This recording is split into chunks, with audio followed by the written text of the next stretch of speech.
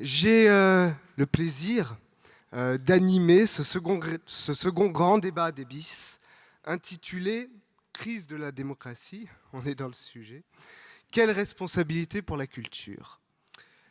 La démocratie fait plus que jamais apparaître diverses limites. De nombreux esprits s'interrogent sur ses carences, ses difficultés, ses échecs, ses alternatives, et l'année écoulée en France, mais dans bien des pays d'Europe également, en témoigne. Beaucoup se demandent s'il faut repenser, s'il faut actualiser l'idée démocratique ou envisager de nouvelles formes démocratiques. Et d'ailleurs, le populisme s'impose comme l'idéologie ascendante du XXIe siècle, mais non plus seulement considérée comme un stigmate ou comme un mal démocratique, mais assumé par un nombre croissant de responsables politiques et de théoriciens comme une vision puissante et attractive de la démocratie, c'est-à-dire une façon de penser la démocratie. Le président Emmanuel Macron lui-même ne déclarait-il pas en novembre 2018 « Nous sommes de vrais populistes, nous sommes avec le peuple tous les jours ». Comment, dans ce contexte, repenser les rapports entre culture et démocratie? Car les doutes qui secouent les démocraties libérales ont bien des similitudes avec ceux qui parcourent les politiques culturelles. Ne parle-t-on pas depuis une quinzaine d'années de crise des politiques culturelles? Et cette crise est avant tout de nature démocratique, dans le sens où ce sont bien des conceptions différentes, des conceptions démocratiques différentes de l'intervention publique dans le domaine de la culture qui s'opposent. En cela, l'objectif de cette table ronde sera double. Il s'agira à la fois, avec nos invités, de s'interroger sur les fondements démocratiques des politiques culturelles, mais aussi sur les contributions de la culture à la démocratie. Et pour en débattre, j'ai le plaisir d'accueillir, dans l'ordre alphabétique, Christophe Blandin-Estourné, directeur du théâtre de l'Agora, scène nationale d'Évry et de l'Essonne. Céline Calvez, députée La République En Marche des Hauts-de-Seine, également membre de la Commission des affaires culturelles et de l'éducation de l'Assemblée nationale. Patrice Paplard, directeur artistique des Invites et directeur des ateliers Frappaz à Villeurbanne. Natacha Rudolph, metteuse en scène de la compagnie Ligne 9 Théâtre, en résidence longue actuellement au Théâtre de la Noue à Montreuil. Et Michel Vieviorca, sociologue, directeur de la Maison des sciences de l'homme à Paris. Je vous remercie infiniment de votre présence. Et afin de rendre les débats plus dynamiques, je vous invite à avoir des prises de parole synthétiques, ramassées, que nous puissions construire, je l'espère, un échange contradictoire. Je vais commencer avec vous, Michel Vieviorca.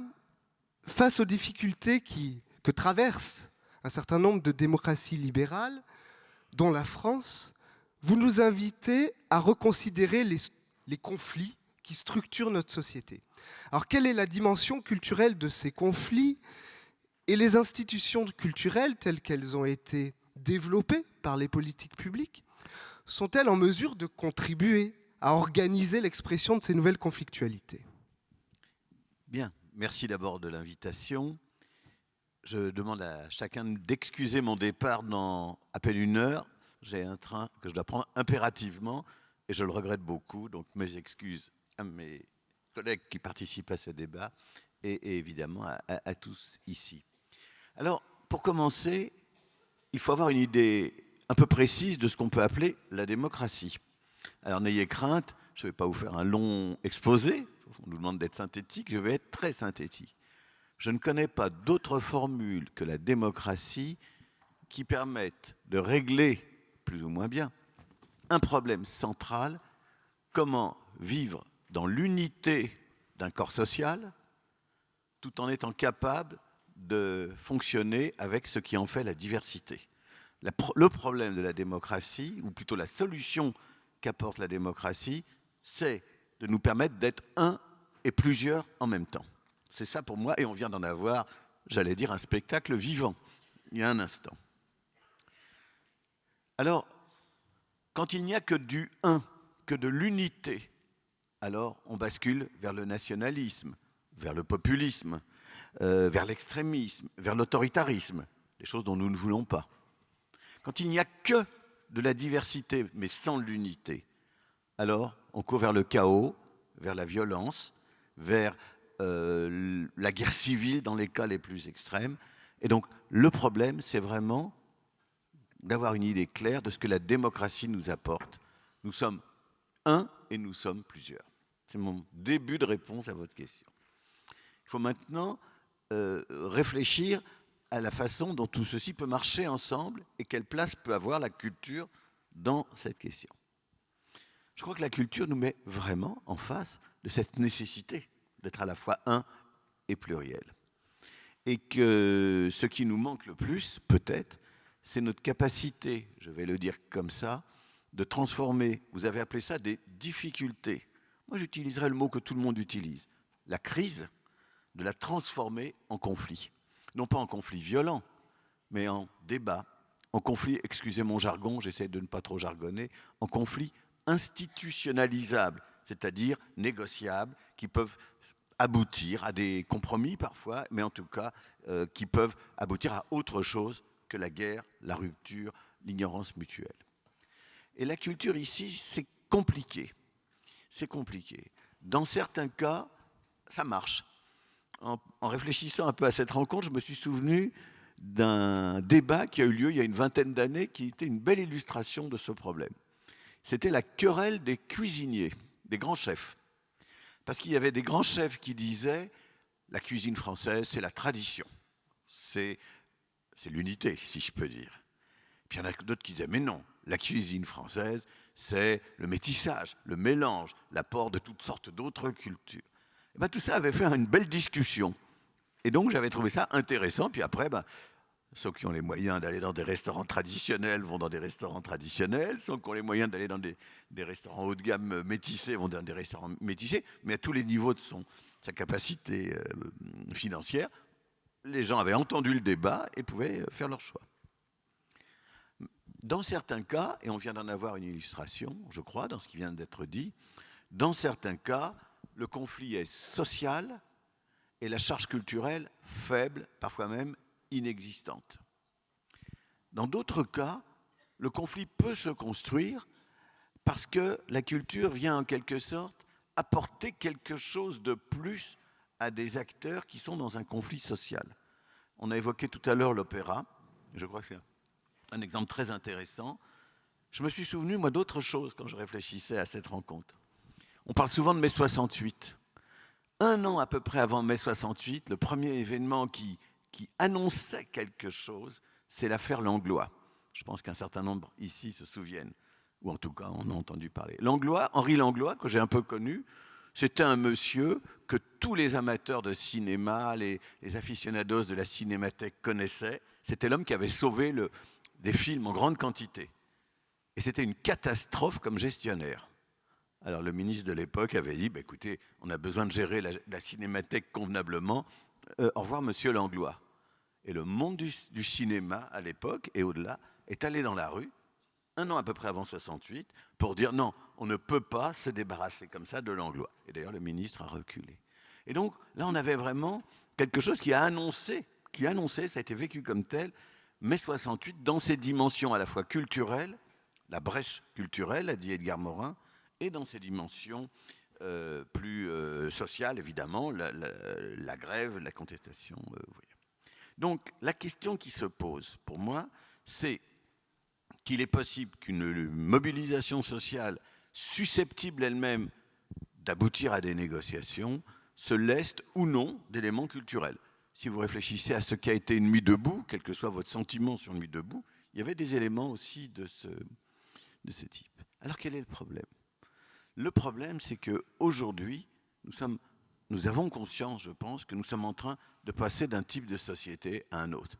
Qu'un vieux monde se défait, ça on le voit, on ne voit pas très bien quel est le nouveau monde qui se construit, et que dans ce moment de bascule, de mutation, eh bien, on a le sentiment que des conflits un peu structurés, un peu construits, et qui nous projetteraient vers l'avenir, qui ne seraient pas simplement défensifs, puissent se construire, dans lesquels la culture peut avoir sa place. C'est ça pour moi l'enjeu. Autrement dit, ça part un peu dans tous les sens, je vais le dire comme ça. Ça part un peu dans tous les sens. Il y a des gens qui défendent, avec des raisons tout à fait légitimes, un monde qui se défait. Il y a des gens, je pense plutôt aux Gilets jaunes, qui disent « nous ne voulons pas être les laissés pour compte du changement ». Et il y a des gens qui essaient d'inventer un nouveau monde et une nouvelle forme de vie, des nouvelles formes de culture dans le spectacle, mais bien au-delà aussi. On a évoqué il y a un instant la question de l'égalité homme-femme. C'est un thème très neuf ou récent. On pourrait évoquer les questions d'environnement climatique, de changement climatique. On peut évoquer des thèmes culturels qui nous projettent vers l'avenir, qui ne sera pas simplement défensif.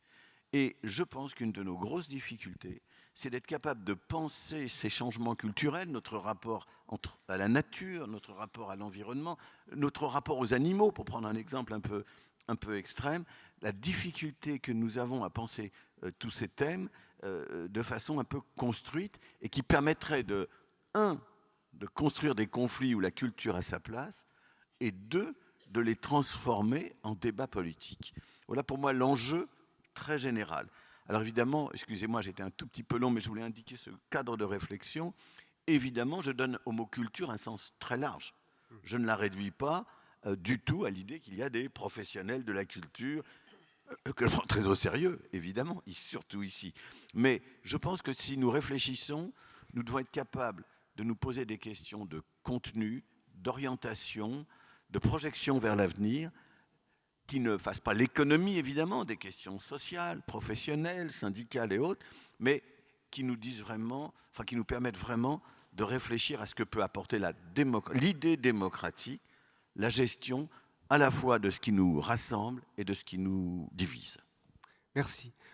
Christophe Blandin-Estourné, Michel Vieviorca nous invite sur deux pistes en proposant un premier dilemme, je dirais classique des politiques culturelles, cette dialectique entre unité et diversité, et d'autre part en nous amenant sur ce questionnement de la manière dont on peut construire des conflits à partir d'une conception, d'une dimension culturelle, d'un regard culturel sur le monde.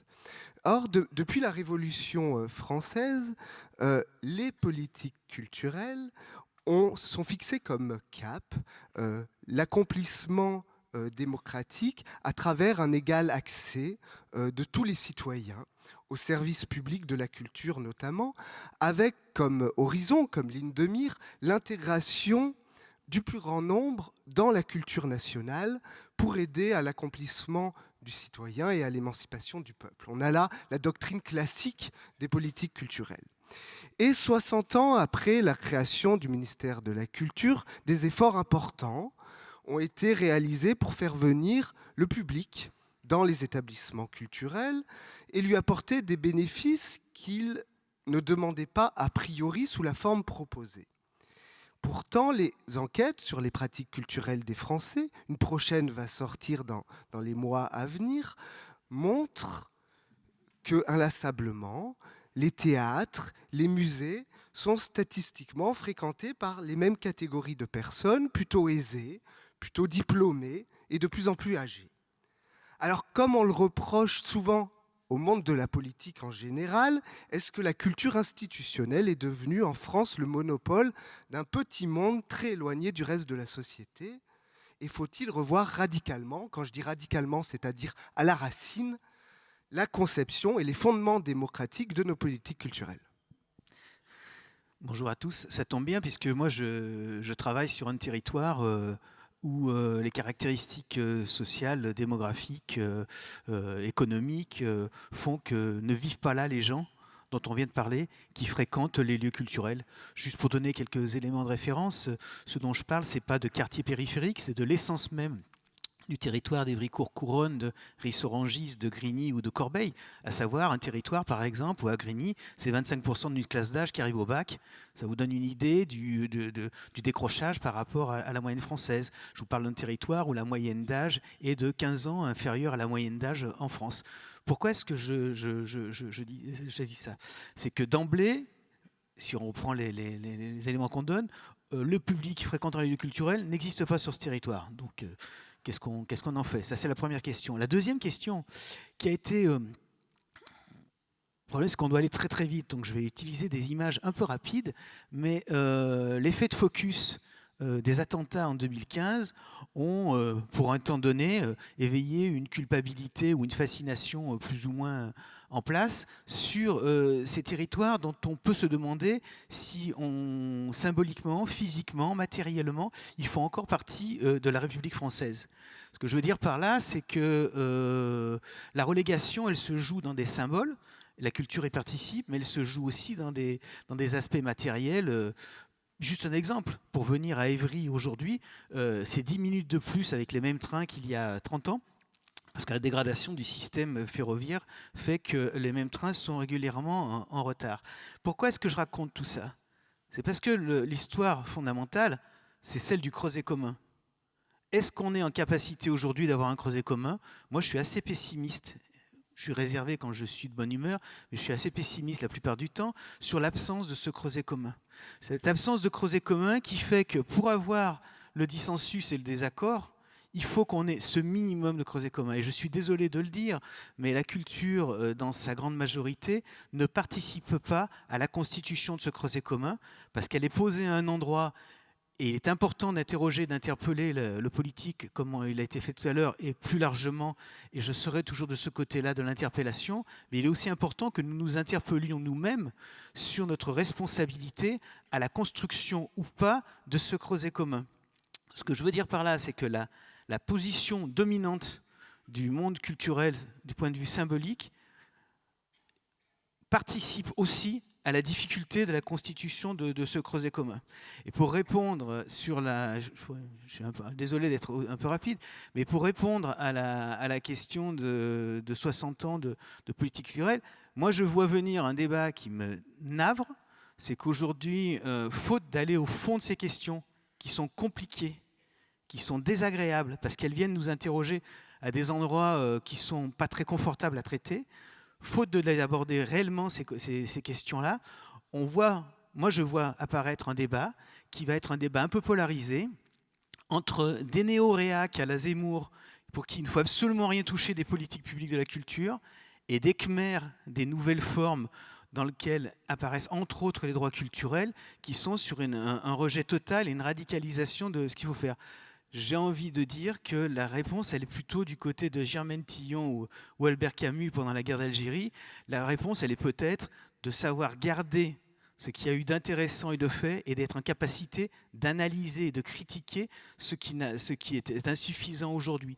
Si on ne participe pas à ça, on va continuer à être dans le déni d'un certain nombre de situations. Et moi, je souhaiterais, au-delà de la culture, alors là je rejoindrai Michel Vivorca, culture prise dans un sens plus global, anthropologique, je souhaiterais, parce que l'état de dégradation de la France est tel, de mon point de vue, encore une fois à l'endroit où je suis, je souhaiterais qu'on enclenche un grand débat comme ce qu'avait pu lancer Mandela au sortir avec les Kofi Desmond Tutu, au sortir de l'apartheid, un véritable projet d'une commission vérité-réconciliation. Parce que faute d'un échange sur ces éléments-là, la constitution du creuset commun qui permettrait d'avoir ces échanges et notamment ces désaccords. Aujourd'hui, le désaccord est impossible. Il existe soit dans le rejet, le déni, soit dans le chaos.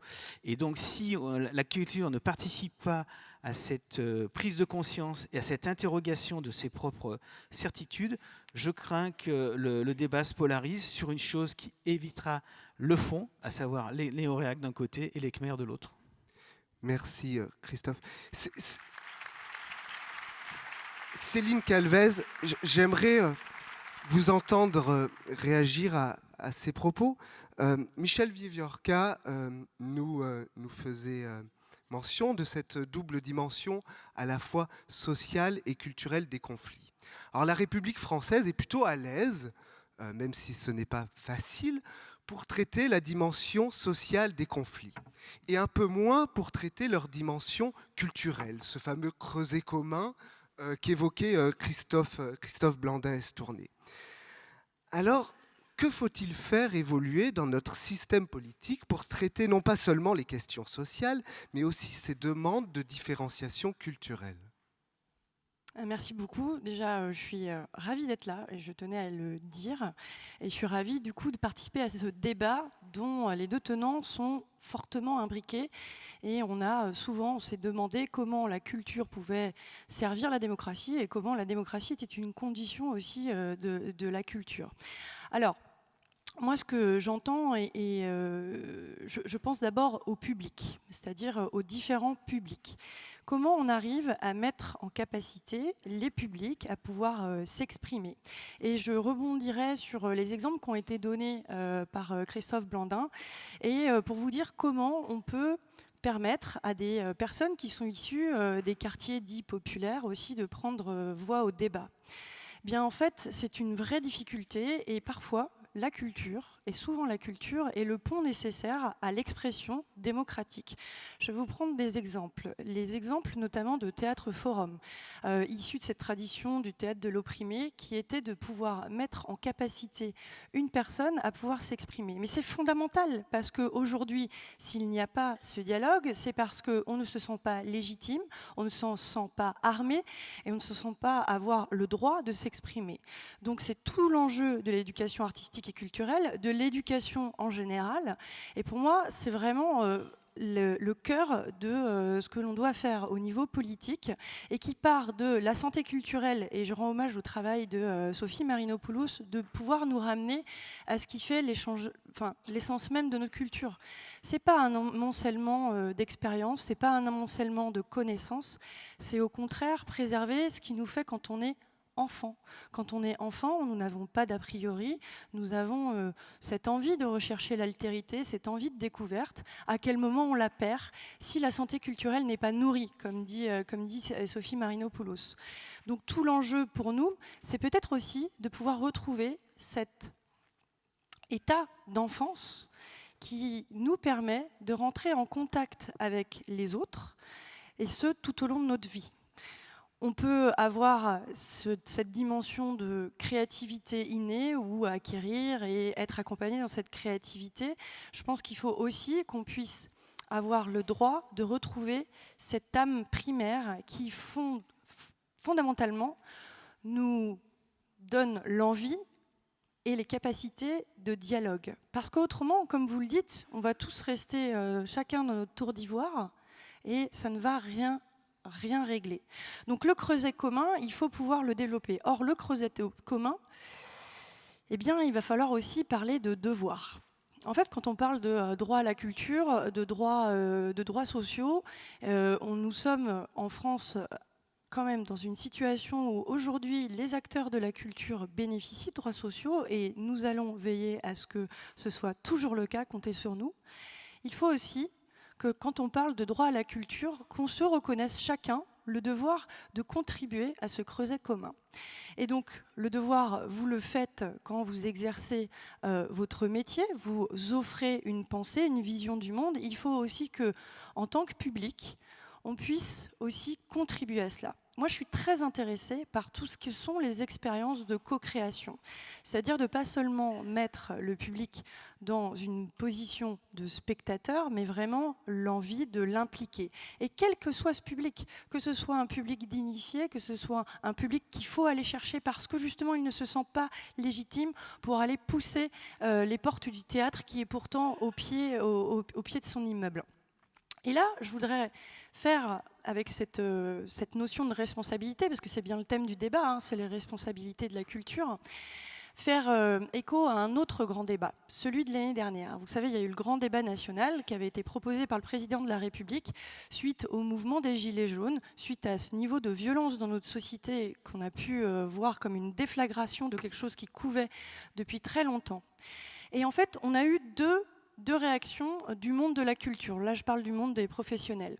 Vous avez eu déjà un monde professionnel qui a déploré que la culture ne soit pas une des thématiques qui apparaissent comme les thématiques du grand débat. On pourra y revenir. Mais il y a aussi une deuxième place qui, pour moi, a parfois manqué. Je me souviens de discuter avec une directrice d'un théâtre connu et on était fin mars et je lui avais demandé quelle avait été l'implication de son théâtre et parfois aussi des scènes nationales dans ce grand débat. Eh bien en fait non. Et pour moi, en fait, j'étais très très surprise de cette réponse, c'est-à-dire que nous n'avons pas organisé de grands débats, alors que pour moi, dans ces lieux-là, c'est la place au débat, justement. C'est-à-dire que nous avons des lieux qui peuvent servir à différentes expériences, et les expériences du Bataclan nous montrent qu'il y a encore plus de place à la multidisciplinarité. Et les théâtres ne se sont pas ouverts, ou très peu, et j'aimerais à la rigueur que justement vous puissiez me contredire en me faisant part de ces expériences. Mais lors du grand débat national, quelle a été la position des acteurs du monde de la culture pour participer à ce débat. Et participer à ce débat, non pas sur le thème de la culture, mais sur la possibilité de faire une véritable culture du dialogue entre nous. C'est-à-dire de pouvoir justement mettre en capacité à chacun de pouvoir s'exprimer, de pouvoir écouter l'autre. Pour moi, ça, c'est fondamentalement démocratique. Merci. Natacha Rudolph, justement, vous essayez, dans les expériences théâtrales que vous menez, de faire vivre cette culture du dialogue. Céline Calvez mentionnait les expériences de théâtre forum, de création partagée. Et face à l'essoufflement des formes démocratiques traditionnelles, on en appelle à inventer et à faire vivre d'autres manières la démocratie.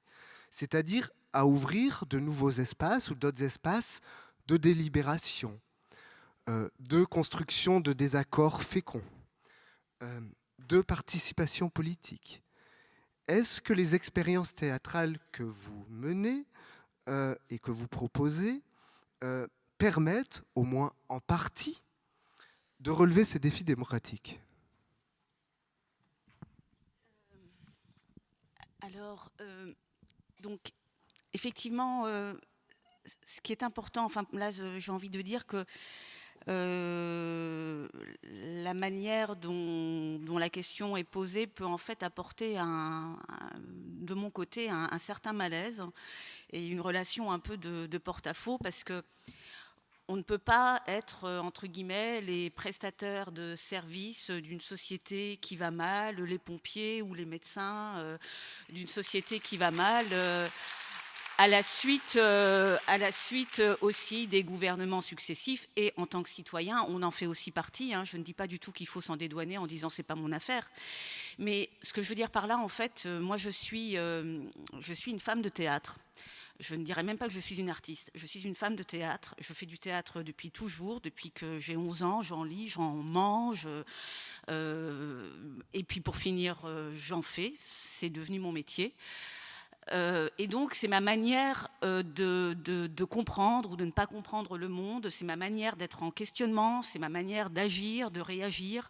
C'est tout ça est fondamentalement peut-être assez flou, dans le sens où on est traversé de doutes en tant qu'être humain, en tant que citoyen, et aussi à un moment donné où on se dit qu'est-ce que je fais, comment je réagis à mon niveau, mais en même temps c'est ma réponse à moi.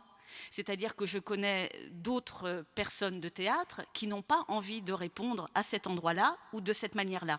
Donc ça n'est pas la seule réponse possible pour faire du théâtre politique ou pour prendre part à la société. Déjà, je crois que c'est hyper important de dire ça. Ensuite, je voudrais dire aussi quelque chose, c'est que moi j'ai commencé à me poser ces questions alors on ne sait plus quel mot utiliser, participation, théâtre amateur, pas amateur, enfin bon bref, on se perd comme ça dans le vocabulaire. Mais donc, moi je ne suis pas une théoricienne, je suis quelqu'un qui fabrique. Et donc, éventuellement, on peut peut-être théoriser par rapport à ce que je fais, par rapport à mes expériences, mais pour ma part, je ne suis pas tellement capable de le faire. Et puis, à la limite, je me dis qu'en faisant du théâtre avec des gens, je suis aussi à l'endroit où moi je peux être.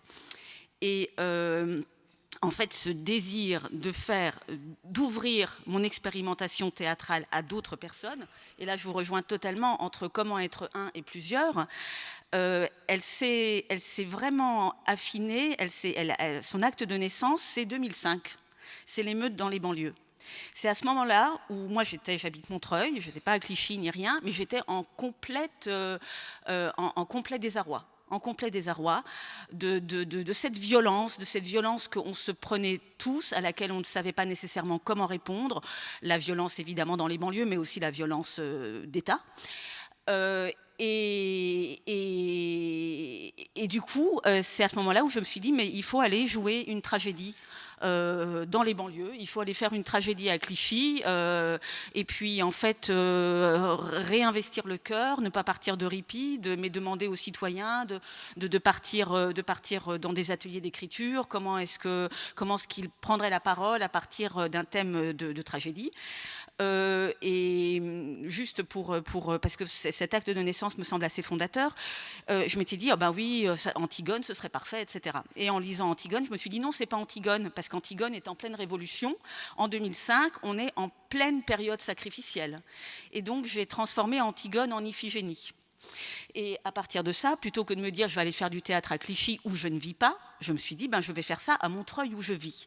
Et c'est là où j'ai commencé à prendre contact avec des personnes que je ne connaissais pas. Parce que, et encore une fois, là c'est moi qui parle, on peut tout à fait penser autrement, mais moi, dans l'entre-soi de la culture, je ne m'y retrouve pas tout le temps.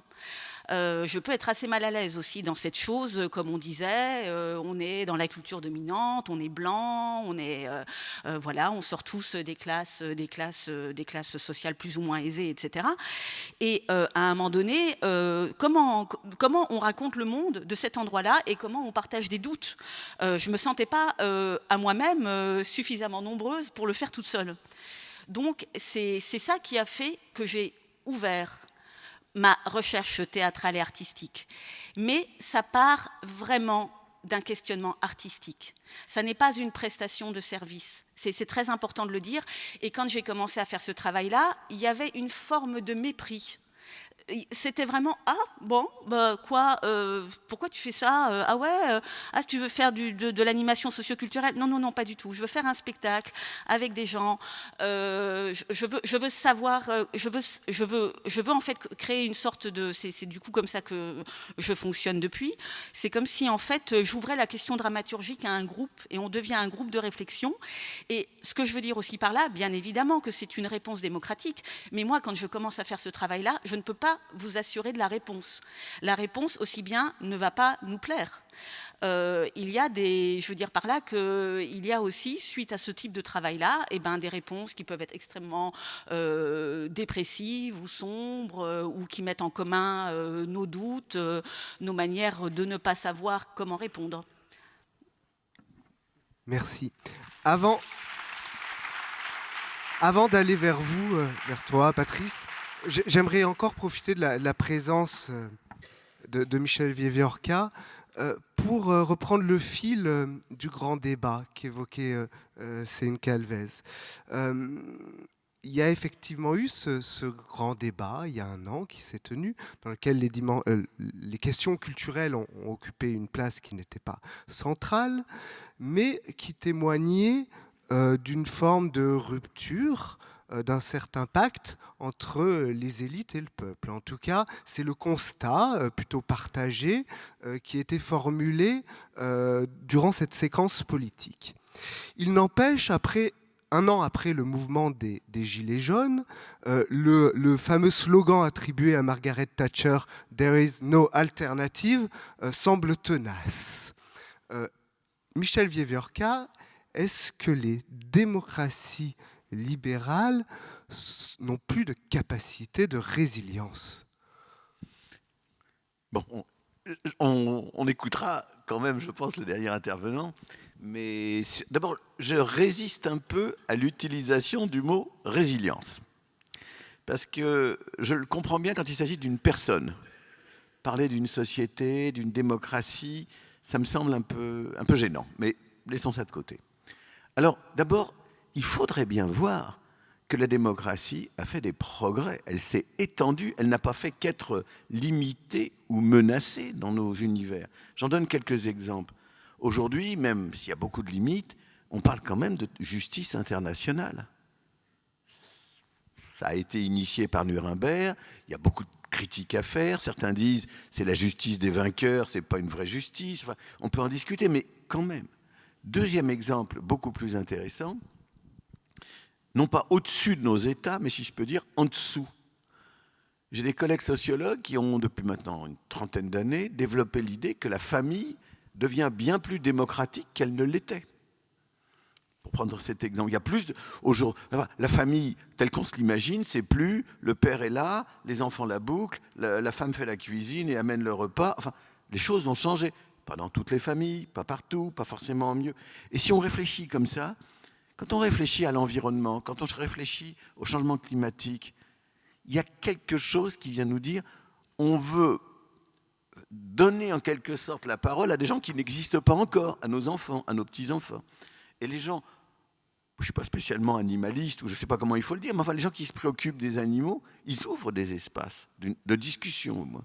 Et donc, ma première remarque, c'est pour dire, n'ayons pas une vue uniquement régressive de l'évolution de la démocratie. Elle peut s'étendre aussi. Ça, c'est ma première remarque.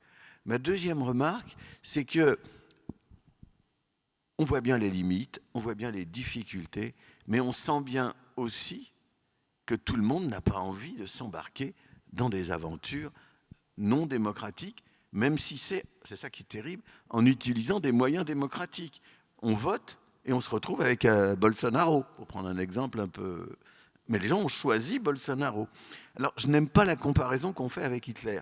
Parce que Hitler, oui, il a été élu, on dit souvent. Hitler a été élu. Mais en même temps, c'était le règne d'une violence terrible que son parti faisait régner.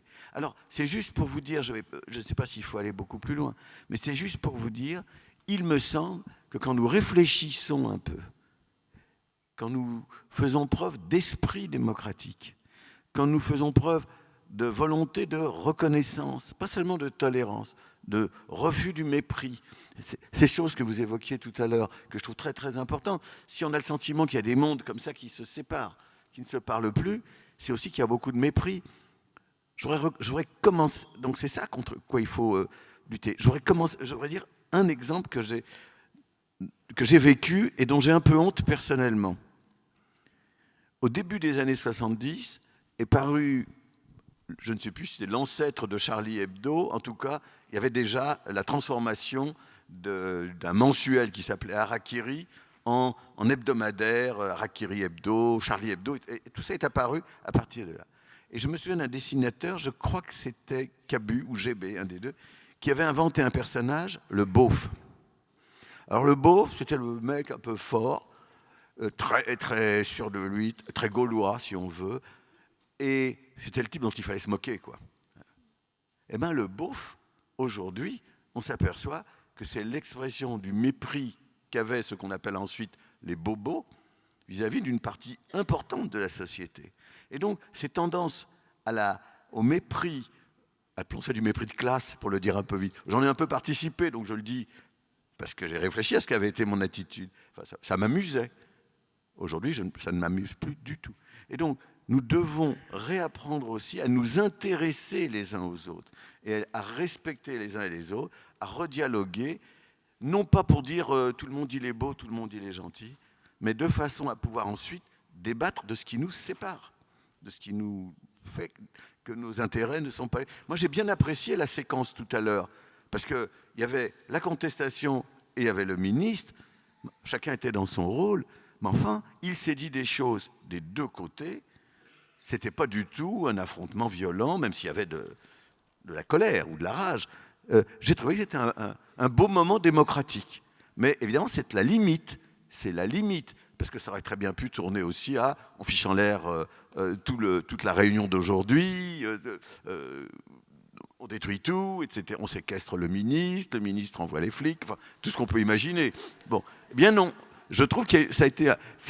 voilà, ça s'est bien passé et c'était absolument intéressant. Voilà. Eh bien, je pense que nous devons être capables de recréer plus de choses comme ça dans le respect des uns et des autres. D'où ce que vous disiez, moi j'étais très heureux de la façon dont vous formuliez les idées qui sont un peu les miennes, à savoir, nous ne pouvons pas vivre dans des mondes où il y a d'un côté les gens de Courcouronnes ou d'Evry ou de je ne sais où qui vivent leur vie culturelle ou leur absence de vie culturelle ou leur... vie culturelle dont on ne sait pas grand-chose, et puis les gens du Marais qui ont une autre vie culturelle. Voilà. C'est pas possible. Voilà un peu ma réponse. Et nous avons encore les ressources pour ça. La France a vécu un miracle. Elle n'a pas, avec les problèmes sociaux qui sont les siens, la France n'a pas basculé directement dans le nationalisme de Salvini en Italie, dans le Brexit britannique, etc. Elle a choisi une autre voie, on peut la critiquer, la discuter. Nous avons encore cette chance, et donc nous devons bien y réfléchir. Avant d'aller vers toi, Patrice, Céline Calvez voulait réagir au propos de Michel Vieviorca. Oui, je voulais réagir à ce propos des... Voilà, on partage une culture parfois, mais notre définition de la culture nous aveugle sur ce qu'on partage. Je vais vous prendre un exemple. Sur le pass culture, alors le ministre en a parlé, je ne vais pas vous refaire l'article, mais simplement, ça nous a posé beaucoup de questions par rapport aux interlocuteurs, c'est, mais oui, mais qu'est-ce qu'on a envie de leur faire découvrir? Est-ce qu'on a envie de leur faire découvrir l'opéra? Et puis on l'opposait souvent aux jeux vidéo. Eh bien, justement, c'est avec cette opposition qui fait qu'on a des problèmes de communication entre différentes populations. Je suis désolée, mais à trop souvent dénigrer ce que le jeu vidéo peut avoir, et on l'a dénigré pendant de nombreuses années, parce qu'on le disait que c'était addictif, que les gens devenaient fous avec, déclenchaient des crises. Alors que c'est un univers dans lequel, en plus, la France est plutôt leader. Mais si nous reconnaissions aussi, si nous faisions ce travail de mise en commun de ce qui est notre culture commune aujourd'hui, nous arriverions à pouvoir, montrer que nous arrivons à sortir et à faire évoluer ce qu'est notre culture, et puis accepter celle de l'autre, parce que effectivement, ce n'est pas simplement une offre, c'est une rencontre. C'est une rencontre aussi, et pas seulement avec la demande, c'est aussi avec ses envies, les envies des publics. Donc voilà, moi je voulais juste réagir, je pense qu'il est nécessaire aussi de pouvoir prendre en compte toutes les formes de culture et de les légitimer toutes. Merci. Patrice Paplard, Michel Vieviorca mentionnait tout à l'heure le fait que la démocratie s'est aussi étendue. Et dans l'échelle de la participation citoyenne, le pouvoir laissé aux citoyens peut être très variable. Délégation de la décision ou du choix, par exemple de programmation, on peut l'imaginer. Contrôle, partenariat, consultation ou simple information. Vous, et je poserai également la question à Christophe, en tant que responsable de lieux culturels et artistiques, jusqu'où vous semble-t-il souhaitable d'aller à cet égard et comment? Alors, il est clair que je vais parler de mon témoignage et que je ne suis pas porte-parole de toute une profession et ces disciplines qu'on appelle les arts de la rue. Bon, déjà, le choix d'aller travailler dans l'espace public, le choix d'aider la création en espace public, c'était déjà un choix d'aller rencontrer des habitants. Alors là, on va donner les mots. Les citoyens, les habitants, chacun a son petit mot à lui, ses publics, etc. En tous les cas, c'était le fait, effectivement, et moi, j'ai toujours été attiré par le fait, effectivement, d'être chez nous, dans la rue, parce que on doit en parler peut-être tout à l'heure, mais ouais, la rue se privatise, c'est vrai. La rue est compliquée actuellement. On ne la prend plus, la rue. Moi, je dis à des artistes, il faut venir plus nombreux dans la rue. Je suis très inquiet, non pas sur la création de la profession, des professions que nous défendons, mais en général. Les rues se vident. Le soir, les rues se vident. Bon, on reviendra peut-être là-dessus. Moi, en tous les cas, sur la participation des habitants, sur la démocratisation, ces mots-là, chacun en a sa vision. Moi, je peux parler de nous, ce qu'on fait. C'est-à-dire que je suis arrivé quand même sur un terrain qui s'appelle Villeurbanne, qui n'est pas une ville ordinaire. Pour les gens qui s'intéressent à la culture, ce n'est pas une ville ordinaire. C'est la ville du TNP, c'est la ville d'une ouverture d'esprit, d'équipement culturel. Et finalement, nous n'avons été que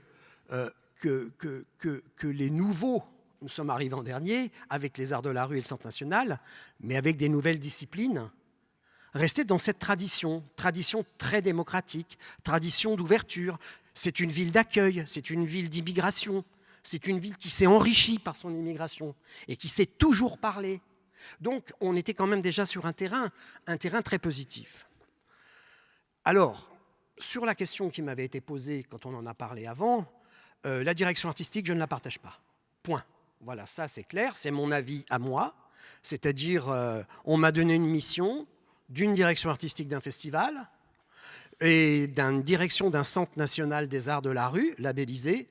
Eh bien oui, c'est subjectif. Je suis le directeur artistique et je ne peux pas vous dire, il n'y a pas de critères de sélection et on ne m'a pas fait remplir un questionnaire au ministère. Voilà. Par contre, à partir du moment où on a fait des choix d'artistes, de compagnies, de scénographie partagée, nous impliquons là vraiment le maximum de population. Et comment on le fait? Les ateliers Frappass, par exemple, je l'expliquais tout à l'heure en privé, c'est un lieu ouvert. Il ouvre à 8 h du matin, il y a une grande cour, il y a des bureaux, il ferme à 18 h et on peut rentrer dans les bureaux, rencontrer les gens, frapper et rentrer. Les gens viennent chercher des explications. Constamment, nous faisons des réunions de présentation, de projets, des résidences avec des sorties d'ateliers pour toujours qu'une population qui se méfie, parce qu'on se méfie de ce milieu artistique. Quand je suis arrivé dans la rue, quand on est arrivé dans la rue il y a 15 ans, c'était un moment de panique. Des artistes qui viennent vivre, dormir et travailler dans une rue. Il y a des fantasmes autour de ça. Ben nous, on a voulu montrer que c'était les travailleurs. C'était des gens qui travaillent comme tout le monde, qui se lèvent le matin, qui bossent la journée, qui écrivent le soir. Et donc, on a commencé une relation territoriale de cette façon-là. Voilà, je ne vais pas monopoliser. Après, dans l'acte participatif, il est demandé aussi de plus en plus par les artistes eux-mêmes. Quand des spectacles nécessitent du monde, bah aujourd'hui, je me retourne vers tout le monde. L'économie de la culture, on voit bien qu'elle est compliquée. L'économie de nos disciplines, c'est une catastrophe. De moins en moins de compagnies existent, peuvent vivre de leur travail. Les lieux de diffusion des arts de la rue, aux dernières municipales en 2014, mais ça a été... Quand ça a changé de bord, beaucoup de municipalités, il y a eu des prétextes au nom de la sécurité d'arrêter ces événements. Voilà, je dis ça aussi. Pardon, est-ce que je réponds assez à la question? Oui, bon. Merci. Christophe Blandin, par rapport à cette échelle de la participation citoyenne et cette délégation de pouvoir, sur quoi souhaites-tu la faire porter? Alors peut-être que je vais mettre un peu de piment là-dedans. Avant que Michel Vivorca parte, une proposition. Moi j'aimerais bien un jour qu'on fasse une sociologie des origines et des professionnels des métiers de la culture. On est très fort pour produire la sociologie des publics, mais j'aimerais bien un jour qu'on travaille à la sociologie des origines des artistes, des sociologies, par rapport à ce que disait Natacha, sociologie des origines des responsables culturels, et peut-être que ça expliquerait une partie de l'entre-soi, ou tout du moins on pourrait l'objectiver pour être d'accord ou pas. Ça, c'est une petite parenthèse. Deuxième, c'est une manière de réagir à ce que vous évoquiez, Madame la députée. Moi, c'est paradoxal pour ceux qui me connaissent, excusez l'immodestie du propos, mais je pense que ça fait quelques années que je défends moi je préfère parler de projet d'implication que de participatif, mais je vous le dis, je suis gavé du participatif. Ce que je veux dire par là, c'est que le participatif est devenu un système, plutôt est devenu tellement systématique qu'on finit par en perdre le sens. C'est-à-dire que tout doit être participatif. Et le problème du tout participatif, c'est qu'on met tout et n'importe quoi dedans. Et pour faire référence à Marie-Christine Bordeaux, moi je pense que, et j'y viendrai tout à l'heure, c'est pas la même chose de mettre dans un conseil de quartier les gens en position de riverains, et à ce moment-là ils vont venir parler des crottes de chiens, que de les mettre en position de citoyens où on parlait de la politique alimentaire dans les cantines. Et mon problème, c'est que je trouve qu'on propose davantage aux gens d'être là comme des riverains, sous une forme d'audimat, de radio-trottoir, plutôt que de les mettre en situation. Parce que mettre les gens en situation de citoyen, ça suppose du temps, parce que la complexité des problèmes, et c'est faire injure à la non-reconnaissance de l'intelligence des gens pour croire que ces problèmes ne peuvent pas être traités. Mais donc sur le participatif, je voudrais qu'on soit un peu plus, qualitatif et exigeant. Mais c'est comme je vous fiche mon billet que si je reviens, enfin non, je reviendrai pas, mais si dans 5 ans on se retrouve, vous allez voir que ça va être tout l'enjeu va se faire sur le théâtre de la relation. Ce qui est un enjeu extrêmement important, ce qui est extrêmement pertinent pour ceux qui le portent, mais ça va devenir la nouvelle tarte à la crème, ce qui fait qu'on va mettre tout et n'importe quoi derrière, et on aura passé une formidable occasion de parler d'un sujet qui, de mon point de vue, est important. Sur la question partagée, Mon cher Patrice, moi, je ne parle pas de direction artistique, parce que je ne suis pas artiste. La direction artistique, moi, elle appartient à des artistes. Je préfère parler de ligne éditoriale. Et un choix que je fais, alors pour aller, moi, je pense que là aussi, on peut faire confiance à l'intelligence et la partager. La programmation, déjà, elle est partagée au sein de l'équipe. On a des réunions de programmation et c'est 8 personnes de l'équipe qui travaillent à des échanges sur la programmation, mais on est allé un peu plus loin. Sur plusieurs exemples, mais j'en citais qu'un qui est le plus parlant. On travaille avec des jeunes gamins qui ont entre 9 et 13 ans, qui sont issus d'un centre social, enfin de 2 centres sociaux exactement. Voilà. Pour vous dire une idée, on est à 35 km de Paris. Tous les ans, dans ces groupes-là, il y a 1 ou 2 gamins qui ne sont jamais allés à Paris. Voilà. Et puis ces gamins, on les réunit, on voit avec leurs animateurs. Il y a un choix de programmation qui est fait, un choix de spectacle qui est fait dans une vingtaine de lieux de théâtre d'Île-de-France. Là, on retient 3 à 4 spectacles. Les enfants vont voir les spectacles et ont des réunions ensuite de réunions de programmation. Ils ont tout. Ils ont le budget, ils ont la technique. Nous, la condition, c'est qu'on est dans nos bureaux prêts à répondre à leurs questions. Et ils ont une réunion de programmation où ils décident entre eux le choix du spectacle qu'ils veulent voir au théâtre. Et ce spectacle, il est dans la plaquette de saison annoncé comme les autres. Ce n'est pas le spectacle qu'on va souligner en disant « Regardez comment les gentils petits noirs incultes de banlieue ont bon goût ».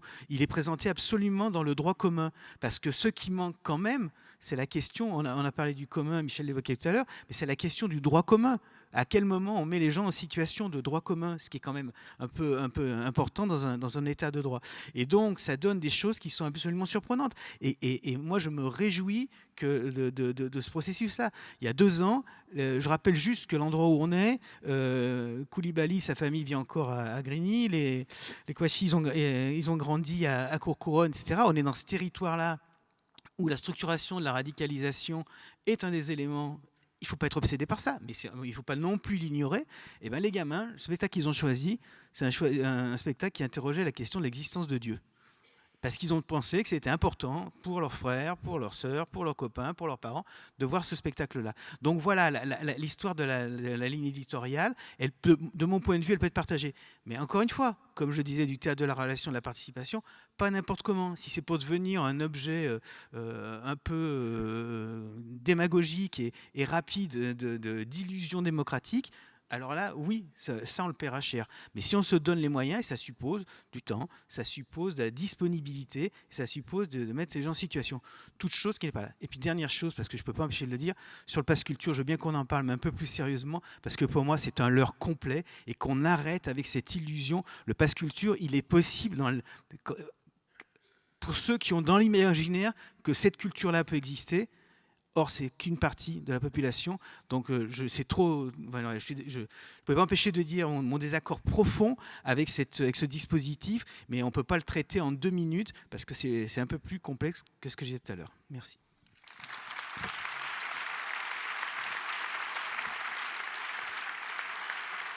Merci Christophe.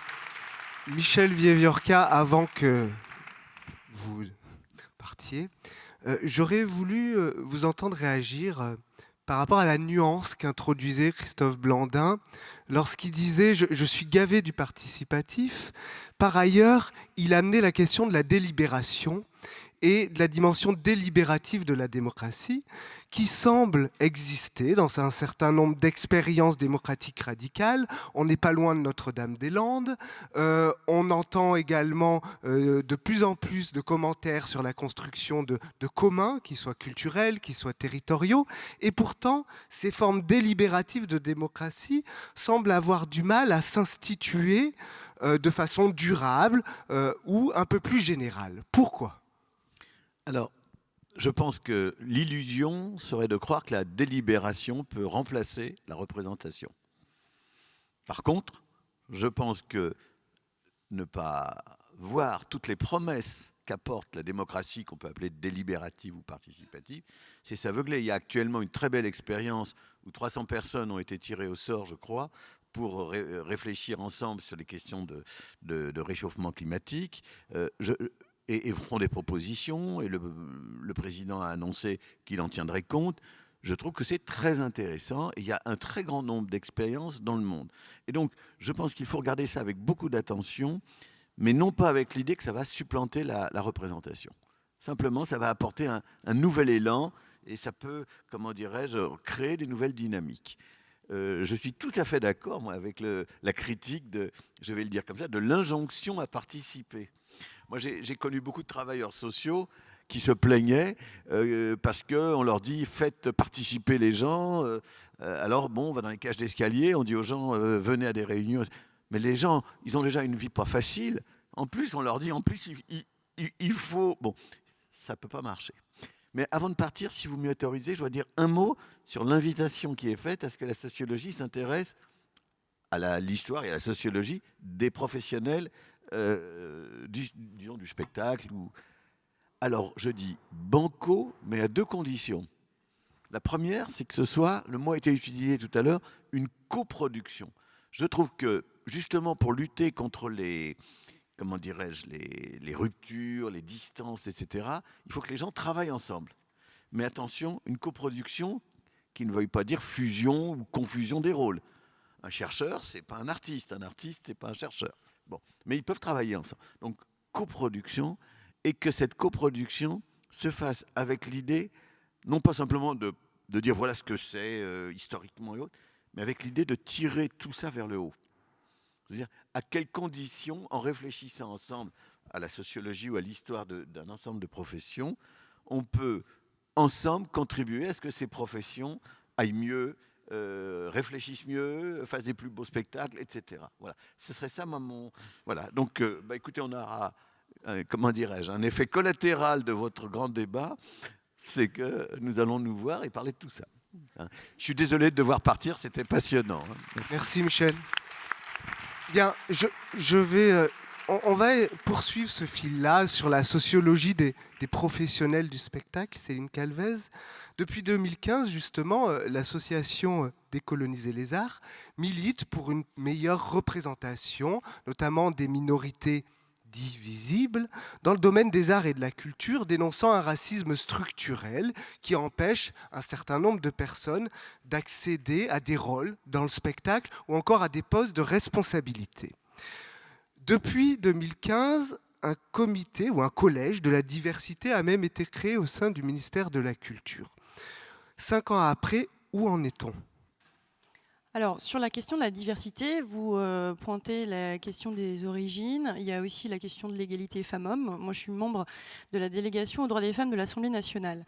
Et donc, vous comprendrez bien que, étant membre de cette délégation et de la commission des affaires culturelles, je me suis beaucoup intéressée à la place des femmes dans les institutions. Et aujourd'hui, ou un peu avec un sacré temps de retard, où on voit que dans le cinéma, on a une réaction qui était finalement celle qui a pu avoir suite à l'affaire MeToo, Harvey Weinstein, on a encore beaucoup de choses à faire. Alors, il y a des tentative, on va dire, à différents niveaux de pouvoir instaurer une politique de bonification en cas de progrès d'égalité. Il faudrait aussi qu'on puisse arriver à être plus exigeant. La politique de bonification peut faire ses preuves. Il faut une politique volontariste. Il faut aussi qu'on puisse être peut-être un peu plus dans la contrainte aussi. C'est quoi une politique de bonification ? La bonification, par exemple, c'est ce qui est appliqué dans le domaine du cinéma, où vous pouvez avoir une bonification des aides du CNC, du Centre national du cinéma, si la réalisatrice est une femme. Moi, ce que j'avais proposé il y a quelques mois, c'était de faire qu'un autre dispositif d'aide que sont les crédits d'impôt, on puisse aussi y adjoindre une condition, alors non pas de parité à 50% sur l'ensemble des équipes qui seraient mises dans une production, mais un certain niveau pour que l'on vienne, à la manière de ce qu'on a pu faire avec des quotas dans les conseils d'administration, qu'on vienne vraiment poser cette exigence. Pourquoi ? Parce que c'est tout l'enjeu qui est aussi souligné par le manque de visibilité, c'est que nous n'arrivons pas à parler à tout le monde. Si je prends l'exemple des scénaristes, pour avoir échangé avec beaucoup d'entre eux, ils reconnaissent ce manque d'hétérogénéité sociale et du coup, par rapport aux histoires qu'ils peuvent produire, ils reconnaissent avoir un manque de capacité à pouvoir parler à l'ensemble du monde. Donc tout l'enjeu, c'est aussi un enjeu de formation, de recrutement, et puis de pouvoir donner sa chance aux artistes de prendre leurs risques. Être scénariste, aujourd'hui, ça n'est rien de simple. Ça n'a rien de simple, puisque en gros, vous travaillez sur un projet où peut-être à un moment, vous serez rémunéré. Donc en fait, ce sont plutôt des classes sociales qui le peuvent, soit par naissance, soit par mariage, etc., qui peuvent prendre leurs risques. Il faut que nous puissions donner l'envie et la possibilité à des personnes issues de toute classe sociale, toute origine, de tout sexe aussi, de pouvoir le faire. Et donc ça, c'est une question profondément d'éducation. Nous faisons un maximum en termes d'égalité, mais le défi est tellement large qu'il va falloir qu'on soit tout de suite, tout le temps vigilant. Que ce soit au niveau parlementaire, que ce soit au niveau gouvernemental, que ce soit au niveau des collectivités territoriales, vous avez très rapidement une réaction qui dit que ce n'est pas la priorité. La représentation de la diversité. Or, pour moi, la culture étant un miroir de la société, si nous ne sommes pas à la conception assez divers, eh bien, nous aurons encore des tunnels d'aveuglement où les uns et les autres ne parleront pas ensemble.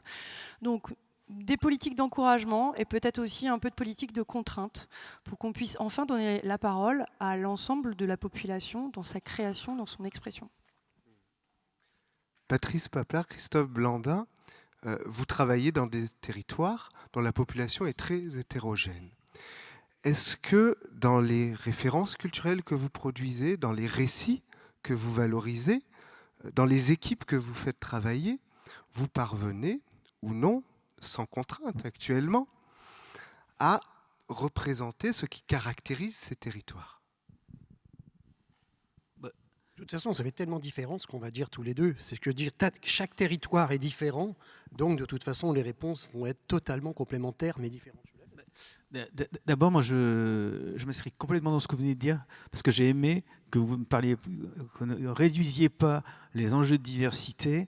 Ce qui est je suis à la fois très d'accord avec décoloniser les arts et en même temps un point de désaccord, c'est qu'il s'agit des diversités pour moi. La parité en est une, et puis la diversité, elle n'est pas seulement ethnique, elle est aussi sociale. Parce que si demain on a des salles qui sont multicolores, ce qui est nécessaire, important, mais qu'elles continuent d'être remplies de classes aisées, on sera passé à côté d'un rendez-vous. Donc c'est l'ensemble de ces diversités auxquelles il faut qu'on s'adresse. Et puis il faut qu'on y soit vigilant. Nous, on essaie de le traiter à 3 niveaux. On le traite au niveau du public. Donc déjà, ça veut dire aussi comment on se comporte avec un public primo-fréquentant, pour le dire comme ça, de manière un peu jargonneuse. Je cite toujours l'exemple d'une famille qui se lève aux 3/4 d'un spectacle, qui quitte la salle, et quand je les interroge, c'était des Tamouls, des Sri Lankais Tamouls, ils disent « Ah ben non, c'est super, mais le petit a faim, donc on va manger ». C'est aussi ça, c'est que, pourquoi, alors que socialement, on a du mal à créer ce creuset commun, tout d'un coup, quand on viendrait au théâtre, il faudrait que les gens l'aient acquis. Donc ça, on la traite au plateau. Et quand je dis qu'on la traite au plateau, c'est à la fois sur des questions spécifiques, des propositions artistiques qui traitent ces enjeux de diversité, mais c'est aussi dans le droit commun. C'est-à-dire que, c'est marrant, on assigne les Noirs à jouer des rôles de Noirs, mais la question ne se pose pas pour les Blancs. Ce que je veux dire, donc le droit commun, donc c'est d'avoir au plateau des propositions qui traitent, qui abordent ces questions-là, mais en même temps, moi je suis fondamentalement, c'est le en même temps, voilà, qui vous est cher. Mais il faut aussi qu'il y ait aussi cette banalité. Et puis dernier point, ces enjeux de diversité, encore une fois à tous les niveaux, on la traite aussi au niveau de l'équipe. C'est-à-dire qu'à un moment, on ne peut pas être avec une équipe qui est en total décalage avec la réalité sociale du territoire. Nous, on a fait un choix, par exemple, depuis 5 ans maintenant, on accueille systématiquement, ça va de 6 mois à des contrats à durée indéterminée, on accueille systématiquement 1 à 2 jeunes du territoire pour des périodes de formation, d'intégration ou des CDI, en portant cette attention-là. Et juste petite remarque, j'entends les bonifications, mais je me dis que c'est quand même dingue d'en arriver à un moment où il faut qu'on mette des bonifications pour aller vers ce qui devrait être le droit commun et l'ordinaire. Voilà, ça me surprend. Je suis bien d'accord avec vous. On reprend la question ? On peut la reprendre. Alors, je voudrais bien que tu la reposes parce que j'écoutais beaucoup ce que disait Christophe. Effectivement, on n'est pas du tout sur les mêmes territoires et on n'a pas les mêmes missions et les mêmes fonctions. Moi, la mission de territoire, c'est que d'abord, il y a une mission de diffusion, mais qui est en espace public. C'est une mission de diffusion, c'est là que je disais, c'est pas partagé, mais c'est partagé dans mon équipe, mais nous ne partageons pas avec la population la ligne artistique. Alors, ligne éditoriale ou direction artistique, je pense que c'est une histoire de mots, mais sur le fond, on s'entend. Maintenant, nous sommes sur certains projets, on s'était un peu spécialisé à Villeurbanne, de fabriquer des décors monumentaux, en récup généralement, éphémères, qui demandent 4 mois, 5 mois, 6 mois de travail avec les habitants. On arrivait jusqu'à 500 habitants qui se relayaient tous les jours par groupe de 20, de 30, pour fabriquer une œuvre collective ensemble. Donc sur ce type de projet-là, on voit qu'on attire vraiment une population très différente et très complémentaire. J'ai un exemple aussi à vous dire, parce que moi je viens de Lyon, alors on est loin de Lyon, mais il y a une manifestation qui a été lancée il y a 20 ans sur ce qu'on appelle la métropole aujourd'hui, qui s'appelle le défilé de la Biennale de la danse. C'est une manifestation exemplaire. Elle tient toujours. 12 groupes ont été retenus. On nous a demandé de reprendre, il y a 4 ans, le groupe autour de Villeurbanne, afin d'amener nos esthétiques, d'amener le monumental qui accompagne, amener des équipes artistiques professionnelles avec les amateurs. Voilà, ce sont des projets, quand on les lance comme ça, les annonces sont faites dans Le Progrès, le journal local. Il y a 400 personnes qui répondent pratiquement immédiatement. Donc voilà le type d'histoire. Mais je répète, ce n'est pas une baguette magique. Je crois que je suis sur un territoire qui a cette habitude-là depuis 40 ans, 50 ans, 60 ans. Enfin, c'est les Moïs qui ont libéré la ville de Villeurbanne. Enfin, il y a une histoire forte dans cette ville. Et nous, on essaye de faire passer ce message-là à travers, et je dis, et ça c'est très important, je réponds aussi par rapport à ce côté participatif qui nous aussi nous prend la tête, quoi. Enfin, je veux dire, si on ne fait pas un truc participatif, c'est pas bon. Voilà. Mais nous, on ne lâche pas sur une chose. C'est que participation, oui, mais exigence artistique. Et exigence artistique, voilà, le défilé de Art.M, équipe qui habite à Roubaix, le résultat d'un défilé de mode avec les habitants tels qu'ils font, c'est unique. Et on essaiera, nous en tous les cas, de garder cette ligne d'exigence artistique et pas tomber dans une sorte d'animatoire sécurisant où on compte tous les participants. Avant de revenir vers vous, Natacha, je souhaiterais poursuivre avec Patrice justement sur la question de l'espace public, qui est aussi un autre enjeu démocratique. Et la création dans l'espace public a justement construit sa singularité à la fois politique et poétique en intervenant directement dans un espace public ouvert, c'est-à-dire libre d'accès, gratuit et favorable à des pratiques démocratiques. On sait que depuis la vague d'attentats qui a secoué la France ces 5 dernières années, la demande sécuritaire s'est faite plus pressante. Et tu évoquais également, parallèlement, un certain nombre d'autres processus de privatisation ou d'aménagement qui modifient les conditions d'accès à cet espace public. Alors, est-ce que la donne a changé pour la création dans l'espace public ? Alors, tout d'abord, si je me place, puisque je suis un passeur, du côté des artistes, plus que jamais, les artistes veulent investir l'espace public et porter la parole, soit porter leur propre parole, ou la parole pour reprendre le titre du film, des invisibles. Et je le sens très fort, on accompagne énormément de jeunes équipes là, qui sont sur donner la parole aux oubliés, donner la parole à ceux qui n'osent plus la prendre. Maintenant, effectivement, quand on a parlé de l'artistique et quand on en a parlé avant ensemble, oui, nous on est confrontés à un truc absolument dingue. Non seulement les attentats ont dit depuis 5 ans, mais je crois qu'il y a eu avant le 14 juillet à Nice et après le 14 juillet à Nice. Ça a été un tel choc de voir qu'une personne seule pouvait, avec un camion, jouer. Enfin, ce qui s'est passé, effectivement, a changé la donne et ça nous fait, nous, extrêmement peur. Mais je vais essayer d'être court. Moi, je vais vous prendre un exemple. C'est-à-dire qu'aujourd'hui, on est dépendant de l'État, d'un représentant, d'une représentante du ministère de la Culture, qui est commissaire ou qui est à la préfecture, et qui, en fonction de sa propre sensibilité, va demander de mettre en place un système de sécurité sur nos événements. Parce qu'il n'est pas du tout pareil, pas le même. Notre rôle, comme votre rôle, puisque vous êtes des professionnels, c'est d'aller voir des festivals, d'autres festivals. J'en ai fait 10 cet été. Et je vois bien que c'est traité totalement différemment.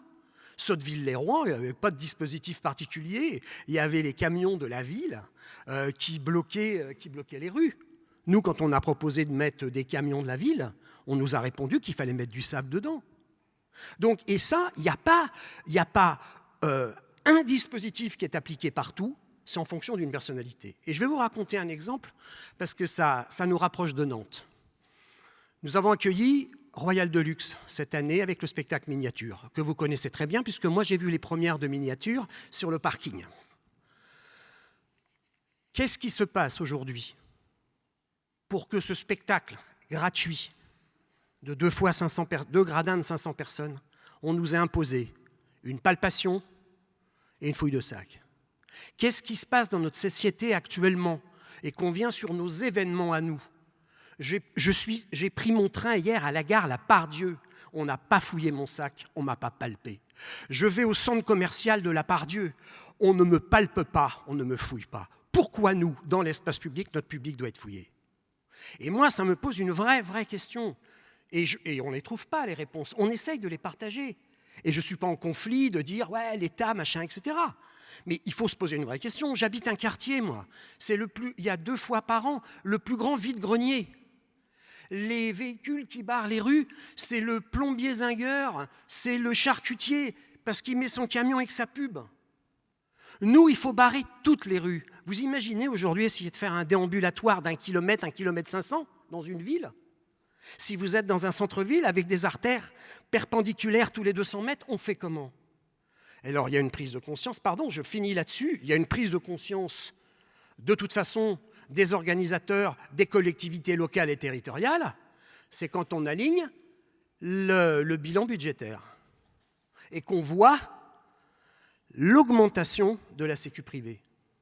Et moi, je trouve que c'est extrêmement inquiétant, parce que nous ne les connaissons pas, les critères. Nous interpellons l'État, mais de façon ouverte.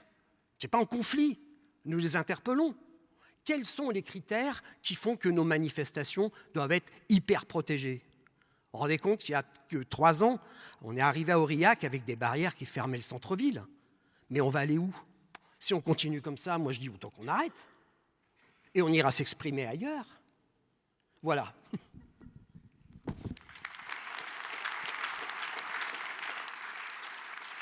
Céline Calvez, en tant que membre de la majorité gouvernementale, est-ce que vous souhaitez réagir?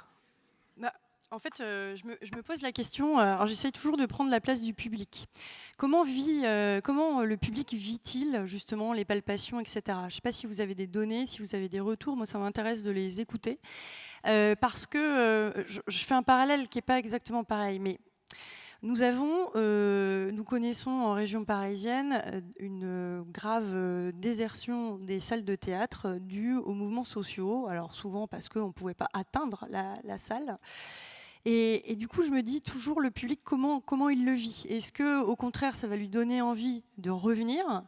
Ou au contraire, il va perdre l'habitude? Et là, du coup, je me dis, quand on a envie de se sentir en sécurité, est-ce que vous avez des retours du public qui disent « Oh non, mais moi j'en ai marre, pour arriver au gradin, faut se faire palper plusieurs fois, moi j'en ai marre, je viens pas », ou au contraire, s'il n'y avait pas ça, il ne s'en sentirait plus en sécurité. Du coup, voilà, c'est vraiment une question. Excusez-moi, moi je prends juste la parole parce que c'est pour compléter. Est-ce que vous trouveriez normal qu'en sortant d'ici et en marchant sur le trottoir, une personne de sécurité vous arrête, fouille votre sac et vous fouille? Est-ce que vous trouveriez ça normal? Nous sommes dans l'espace public. Qu'il y ait une protection du public contre des fous. On en est tous conscients. On a nos familles, on a nos enfants, on a nos amis. Mais c'est le principe de rupture d'une liberté d'être dans l'espace public et d'imposer des contraintes sécuritaires qu'on ne voit pas ailleurs. C'est ça, je me tourne vers vous parce que moi, je cherche toujours cette réponse-là. Qu'on fouille des gens pour entrer dans un théâtre, qu'on fouille des gens pour entrer dans un stade. Mais là, on est dans la rue. Qu'est-ce qu'on fouille? Qui on fouille? Alors, c'est des rassemblements. C'est vrai que nous, on s'est rendu compte que c'est pas partout. On a annoncé, on fait des concerts gratuits. Et on est tombé carrément dans de l'ERP en plein air. On est dans l'ERP plein air quand on fait les gros concerts maintenant. Mais oui, puisqu'il faut une sécu à l'entrée, il faut une fouille. Par contre, si on ment et qu'on dit qu'on monte un podium, il n'y a pas de sécu. Et ça, maintenant, on sait faire. On dit Pucène, on dit qu'on fait des groupes en émergence et des groupes en émergence. Et comme ça, on détourne. On a toujours été obligé de se débrouiller, nous. Et quand qu'on annonce un défilé de mode, il y a 7-8 000 personnes dans l'avenue, eh ben, il n'y a pas de dispositif particulier. Donc, on voit bien qu'il faudrait travailler, comme on parlait de sociologie et de professionnels de la culture, mais je ne sais pas, de critères communs. Parce que je vous entends, et c'est votre rôle d'élu, mais nous raconter que les gens sont sécurisés parce qu'on les fouille, on arrête. On cherche d'autres solutions, on cherche des solutions plus positives. Rapidement, ensuite Christophe et ensuite Natacha. Ma question, c'était plutôt de savoir comment il le vivait. Après, ce qui, moi, m'alerte plus dans vos propos, c'est de voir qu'effectivement, d'un territoire à l'autre, ça va être traité d'une façon différente. Peut-être que parfois c'est justifié, mais nous, en tant que représentants nationaux, on doit s'assurer que ça soit fait aussi bien dans un territoire que d'autres. Donc moi, j'entends, je prends note. Christophe Blandin, se tourner un mot Non, mais rapide là-dessus. Alors, très rapidement, nous, il se trouve que le théâtre, il est placé dans un centre commercial, qu'après les attentats, il y a une sécurisation du centre commercial supplémentaire. Par parenthèse, ça nous coûte plusieurs dizaines de milliers d'euros par an sans qu'on ait eu aucune aide de quelque niveau que ce soit. Donc pris sur notre ordre de marche. Mais ce que je vais dire, forcément, c'est anecdotique parce que on n'a pas travaillé la chose sérieusement, mais on a fait un gros travail d'installation feu pyrotechnie avec Pierre de Mecnem devant le centre commercial. Et l'édition d'il y a 2 ans, la Sécu a voulu absolument qu'on mette un barriérage avec fouilles, etc. Au bout d'un moment, ça a été, le dispositif était plus suffisant. 2, il y avait à côté les courses de Noël dans le centre commercial. Et le dispositif de sécurité, il était inexistant. Enfin, il y avait des agents de sécu, mais il fallait faire rentrer les gens dans le centre commercial. Donc ce qui était paradoxal, c'est qu'à 100 mètres d'écart sur 2 manifestations publiques, il y avait un endroit où il y avait une palpation et l'autre où on rentrait. Voilà, donc ça, c'est la logique marchande. Et le sentiment que j'en ai, c'est que ceux qui sont le moins rentrés, c'était justement les familles qui venaient, qui avaient pas cette maîtrise, cette habitude. Ceux qui avaient la maîtrise et l'habitude voulaient absolument être sur le lieu. Donc eux, ils assumaient le truc, et tout d'un coup, les autres, ça les mettait en situation de rétractation. Voilà. Et cela dit de manière responsable, sans négliger les réels enjeux, que je suis d'accord avec Patrick, de sécurité des spectateurs.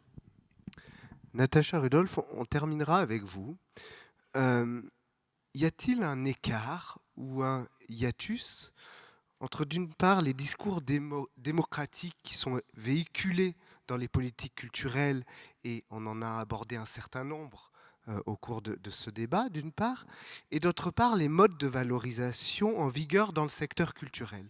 Je vais reformuler ma question, c'est-à-dire réussir à attirer, à impliquer, je ne sais pas, des ouvriers, des populations plus hétérogènes, moins uniforme au spectacle, a-t-il déjà fait grimper dans la hiérarchie des metteurs en scène et des responsables de lieux ? Oh oh.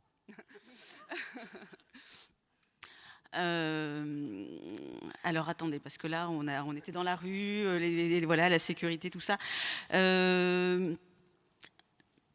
Disons que je crois qu'en fait, ce qui est vraiment important, encore une fois, tu parlais de Creuset, mais effectivement, c'est vraiment de dire à quel point ces démarches-là doivent être des démarches artistiques. Ça, je crois que c'est vraiment hyper important. Et effectivement, par rapport à ce tout participatif, où je disais dans ma première intervention que quand j'ai commencé à faire ce travail-là, ça répondait à une nécessité qui était mienne, une nécessité artistique, citoyenne, humaine qui était mienne, et qu'à ce moment-là, il y avait plutôt du mépris ou une petite condescendance. Ah oui, c'est sympa ce que tu fais, etc., ou ce que tu veux faire. Et que maintenant, effectivement, il y a plutôt une injonction à faire participer à fond tout le monde, et que du coup, les artistes, même s'ils n'ont pas particulièrement envie de le faire ou pas en permanence envie de le faire, ont cette sorte d'injonction d'inclure la société civile dans les projets artistiques. Donc, quelque part, où est-ce qu'on se situe dans cet entre-deux ? Donc moi, ce que je peux dire, en fait, c'est que je fais mon chemin de femme de théâtre, sans trop me poser des questions de est-ce que c'est malin ou pas, est-ce que c'est un bon calcul ou pas. Je fais ce que j'ai à faire au moment où j'ai à le faire. Par exemple, là, je monte la ronde de Schnitzler avec 2 comédiens. Je n'ai absolument pas nécessité d'ouvrir ce travail à la communauté pour savoir comment elle se situe et si oui, et voilà. Donc, je crois que vraiment, en tant que dans nos métiers, on a des réponses différentes par rapport à des besoins qui nous arrivent à tel moment. C'est tel texte que j'ai envie de travailler, c'est telle thématique que j'ai envie d'aborder. Donc effectivement, comment à partir d'une personne, ou en tout cas d'un groupe de personnes relativement similaires, comment on élargit, comment on devient plusieurs. Et moi, je trouve ça aussi assez intéressant, parce que là, en ce moment, les BIS, on est plutôt aussi avec la thématique du développement durable. Donc, moi, je trouve que la question du local, elle est intéressante. Et quand vous disiez tout à l'heure des scénaristes qui se posent la question de parler à tout le monde, est-ce qu'on peut parler à tout le monde? Est-ce qu'il faut parler à tout le monde? Est-ce que justement, en parlant à tout le monde, est-ce qu'on ne rentre pas dans du consensus? Et finalement, c'est aussi hyper intéressant de développer des discours différents qui peuvent aussi rentrer en complémentarité, rentrer en débat, pourquoi pas en conflit, enfin je veux dire, mais en tout cas qui créent pensée, qui créent sens, etc. Après, la question de savoir est-ce que c'est le bon chemin pour arriver, c'était quoi la question pour arriver je ne sais où, ça j'en sais rien, et c'est pas la question que je me pose en réalité, j'avoue. Merci. Bon, je crois que nous arrivons au terme de cet échange. Merci infiniment à vous d'y avoir participé. Merci infiniment à vous d'avoir été patient pour cette grande séquence. Et puis, voilà, à bientôt. Bon appétit. Au revoir.